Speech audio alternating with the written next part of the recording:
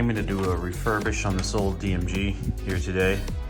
Fresh out of the surplus from Japan that I bought like 4 or 5 years ago, and it's been sitting in a box.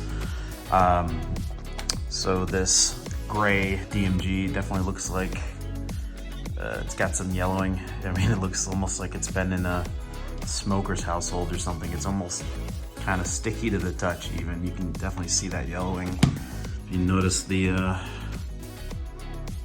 kind of grime built up in the speaker grill there. Clean all that crap out. The screen here, the plastic cover, it's got some, normal scratches for these sort of plastic. I bought some plastic polish, gonna try that out. I never used it. I think this kind of usually, meant for like that headlight cataract you see on cars, but gonna give it a try. I was gonna change out the polarizer on this thing. You see that sort of burn target circle that happens on these old displays. I'm not sure what it is. I think it's whatever adhesive between the polarizer and the actual display. I think it just cooks over time, or it's just something about the way that it ages. You can see the scratches a little better in that lighting there. Another thing too that I love about these old DMGs and the Game Boy Pockets and Colors too is if you're lucky, you get a nice intact serial sticker. You see this one here. So you see the edges are a little bit faded there, but this one's still in pretty good condition. So, I mean, it doesn't really mean that much, although you can actually tell like where this was made and what year and stuff. I don't remember off the top of my head how to read it, but it actually tells you that stuff, which is cool. But a lot of times with these old ones, these get messed up and they'll be just completely faded or torn. So it's nice to see that intact. I mean, considering this, this Game Boy is older than, this is original DMG gray, so this is, sometime between 90 or 89 and like whenever the Play It Loud series was in 93 or 4, whatever it was. So definitely nice to see on such an old unit. I mean, somebody loved this thing even if it was in less than clean circumstances. So we're gonna see how well she cleans up.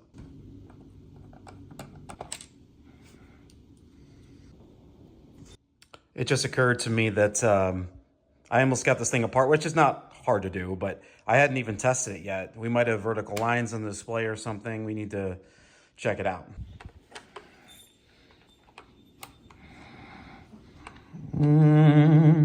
These might be old batteries. So we're not actually getting any power right now. Got some batteries in here. And it occurred to me that we probably have a corroded contact problem. You see, especially in this one here, see this? These batteries are not sitting in here. I just put them in. But, if you get corrosion on even one of these plates, see how bad that is? Then you're not going to get anything at all. So sometimes if you, roll the batteries around, you can get lucky. But we're not even getting the light turning on here. So in order to see if we can get this thing to power on, we're going to need to, at the very least, clean these contacts and might even have to do some soldering. Hopefully not, but we'll see. All right, we got this thing open, got the ribbon cables disconnected. The original DMGs had these 2 separate PCBs as opposed to the Pocket and the Color, which are one. And then you got these little daughter boards down here too. But I'm not seeing any immediate signs of corrosion or anything immediately yet. But we haven't taken the back part off here to actually get to the corroded part where the batteries go. So that's next.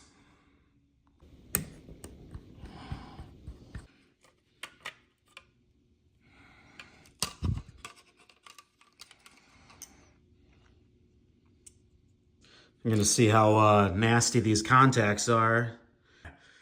Yep, these are going to need a nice cleaning. But you can't beat these rubber membranes as long as they're not torn. When they're not torn, you can get some good life out of them still. That is nasty. Yeah, I kind of wish I was wearing gloves now. But I'm not seeing any tears, which means we should be able to use this. Oh, maybe we got one here. Borderline. We'll see. You can just see how much gunk kind of got under the D-pad there. Look at that. That's just from, the outside you know, the pivoting action over, 20 years or whatever getting in there when you'd be pushing it and get down into the crevices there. And you get this like smoking section nastiness under everything. We're gonna get that cleaned up real good. Another thing to always remember with these is these screws are not all the same. There are different materials. So right now in the isopropyl alcohol, we've got the body screws, which probably didn't even really need it, but except for the little sort of corrosion on the head of that one. But see, these are a totally different material. These are totally different. See how they're like bronzer? These are the ones that go with the PCB. So you don't want to mix those up. They're different lengths too. So you got to be careful about doing that when you do this. Let's see what we got here now. Not too bad in corrosion on that front. The board doesn't look that bad so far. Switch could use a little bit of love, maybe. We'll see.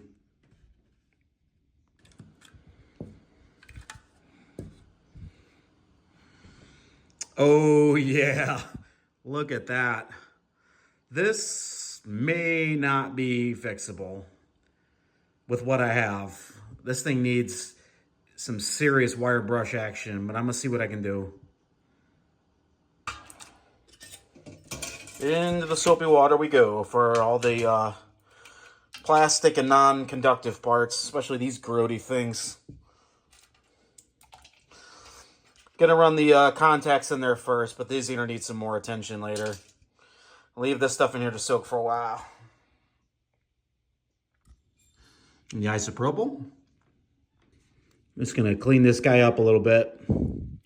Most of it's probably fine, but it can't hurt, especially considering the shape the outside was in.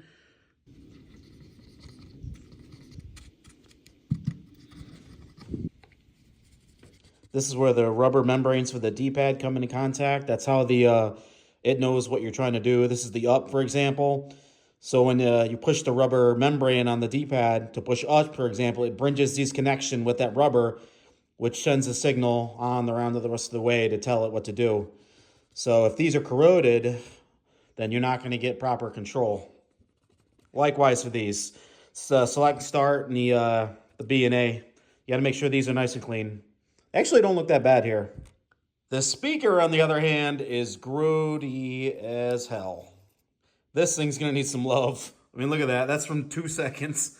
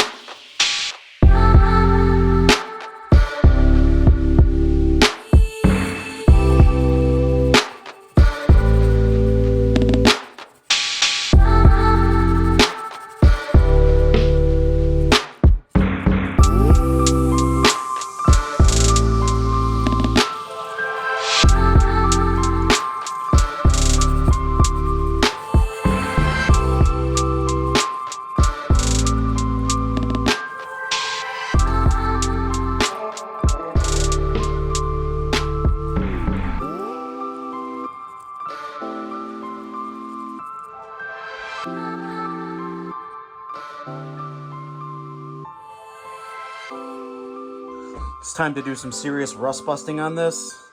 The toothbrush isn't going to cut it with something like... In fact, nothing might save this one in particular. The others, maybe. But this one is a little rough. I realized, too, I don't have any sandpaper. What I do have is this grip tape, which is coarse AF. So I'm going to airframe the hell out of a solution, I think, to try to bust the rust on this thing. So we're going to see how that turns out. Time to give this stuff a whirl. Probably just going to use it on the front plastic, but maybe I'll give it a try on a little bit of this, see if we can get some of this color off, but I doubt it. We'll see.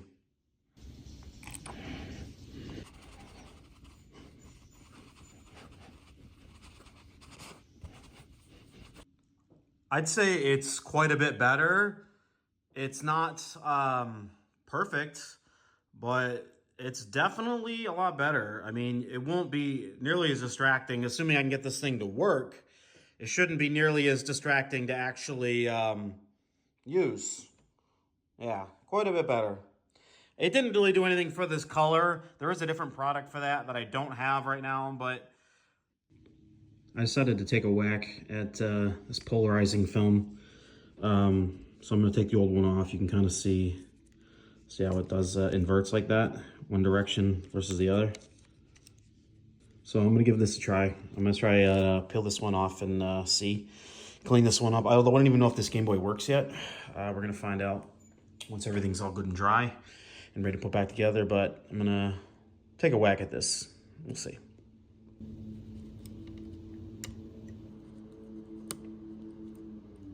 Starting to get it to come up here, but I want to be really careful because you really need a razor blade to get this up, but I don't want to damage this LCD. Starting to come off, a little bit came off in pieces a little bit here. You can see how different the color looks underneath there. It's a good thing not reusable, so we're just trying to get it up. Not damaging the screen so far, but it is going to need a cleaning. Managed to get that thing off. Let's see if we can clean this up and see if this is toasted display or if it's just the adhesive.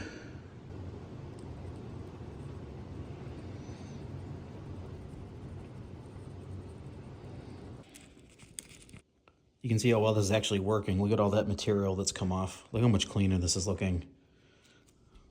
Yeah. All right, we've got those battery contacts cleaned up as good as they're gonna be. Honestly, I'm pretty surprised how well it came out. It was some good old-fashioned rust busting. This was the really bad one. I mean, that was straight black. This is, I mean, if this Game Boy doesn't work now, it's not going to be because of this contact, because that is more than enough bare metal to initiate conductivity. So if it doesn't work, it's going to be something else. The interesting thing, unfortunately, is going to be that although I did get the LCD polarizer off and cleaned this up as good as I could for now, it looks like this burn is to the LCD itself, which means, you know, even with a new polarizer, which I think this would work, it's still going to have that burn. All right. It is reassembly and troubleshooting / testing time. Get everything clean, dried up. Everything's as good as possible. And we are going to get this all back together, see if it works, and go from there.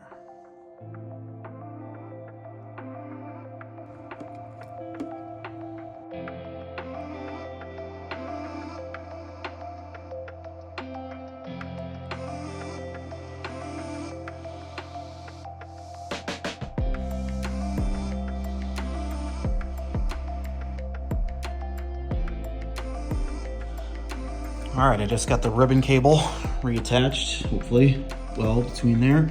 Got the back PCB all put in.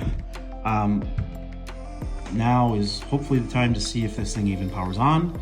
I just put some batteries in. I got a replacement polarizer.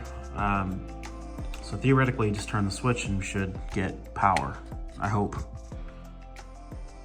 I mean, assuming that those contacts were the only thing that were wrong. If there's a solder issue, then we're not gonna have any power. It works. That's totally normal, that black screen right there. That's all that means is that there's no cartridge in. This thing works. See how there's, you can see nothing there without the polarizer, but then it powered on there. Oh, where'd it go now? Now I'm concerned.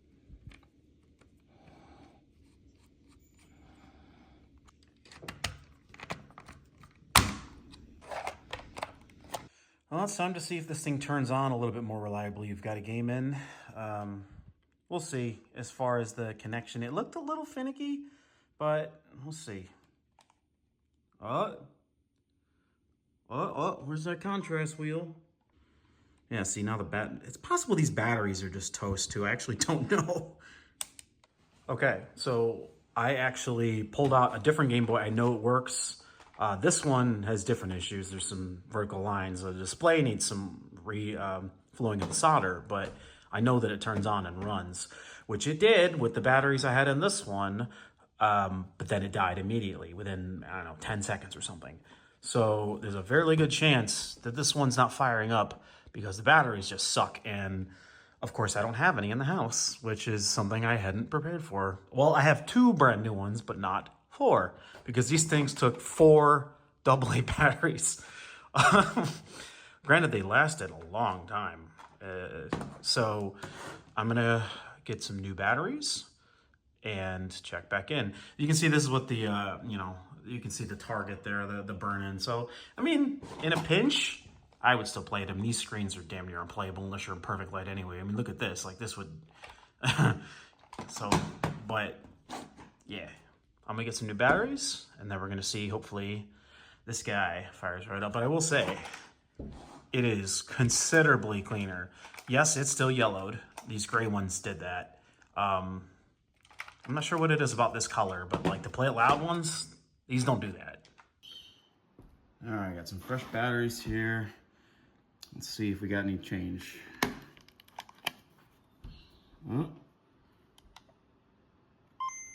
Oh, that's a good sign.